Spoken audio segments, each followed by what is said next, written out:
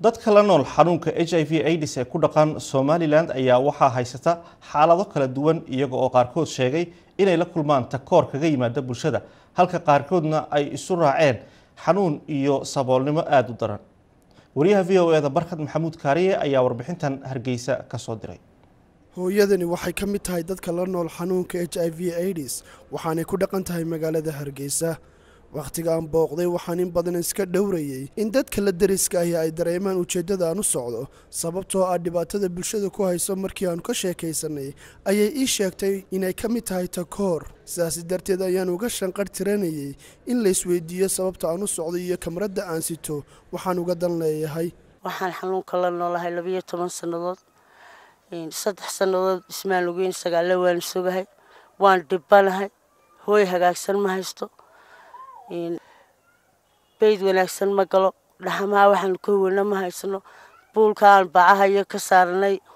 maryahaan ka tololay baan haysanaa awlaadna 12 baan iyo 3 iyo wahayo hooyadeed baa xanuunsan lagu soo furay iyo isteedan anigu dhalay ilaahay mooyaane bilaadan kale nooma miciinaha. hooyadan iyo bulshada la midka ah xanuunka qaba waxay ku dhex nool yihiin bulsho iyo deegaan ay waxay taraan iska dhaafe iyaga laftoodu dhib ku ah. takoor baa ka mid ah waayaha u gaarka ah waxaana ii sheegtay in gabadh ay dhashay lagu soo furay iyadoo dhaliil looga dhigayo waalidkaabaa xanuunkan qaba. cunaqabateyn baan dadkii ay nagu hayaan iyo cadaadis biyahana ma cabiyaan biyoolaha kama shubano qasabadaha noogama dhaamiyaan imikada aan kula hadlaya waan haraadanay dharkii uskigina guriga dhexdiisa yaalaan indhahagaad ku arkaysa waxaan ku qabnaa takoor fara badan. guriyahayga ma soo galaan awlaadahayga way ku soo fureen waalidkood baa xanuunsanaya kuwa carruurtayda aniga ma bugto aniga odaygaa bugna carruurtayda aan bukin takoor baan la wada saaran gabigeygaba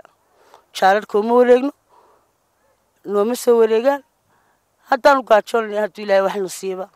gurigaygun baan ku eegnay haddaan galle guryahoodana dib bay nooga faagtaan dana waan iska daynay guryahooda halkuu ilaahayna dhigun baan iska joognay alxamdulilah. ها إننا ندلعي مك أيضا أورله أيها الصفرة إني أربع دشة إنني إنن هرنا وهيستي وحوله السي يعني عروض تيجي ما هي سنسين ما حكى بالتوديتي لا بقول لا أيلو وأنسينا يا وحكى لهم هاي هديك العروض تيجي السيان حنون كاس قبلوا وقاتين يعني دخاتير تمركي وانكوجون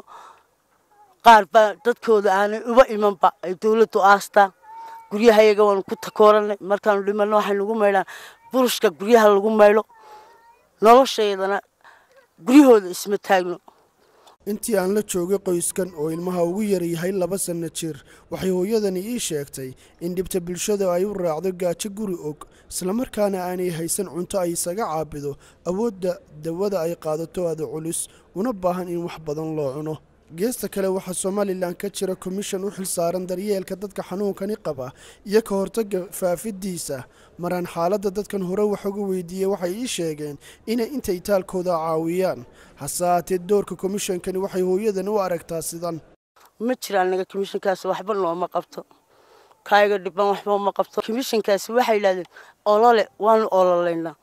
haddii ololeeyaan dadkuna xuquuq bay leeyihiin kuwa xanuunsanaya xuquuq bay leeyihiin kuwa caafimaad qabana xuquuq bay leeyihiin kuwa xanuunsanaya xuquuqdooda ma sheegaan laakiin waxay sheegaan qofka xanuunsanaya xanuunkiisa inuu aafa yahay bay ka waramaan laakiin taa kula kale aan ku haynaa ma jirto ilaahay mooyaane cidka. sidoo kale waxay sheegteen cudurkani faafayo waxaanay bulshada u jeedisay nasteexo iyo baaq wada socda. xanuunkan uu faafayaa uu socdaa wuxuu u socdaa dadkii markay isguursanayaan isma baalayaan laba daraale dadkii marka xanuunkan loo sheego qaar baa calo ku dhacaysa oo faafinayo bulshada gelinaya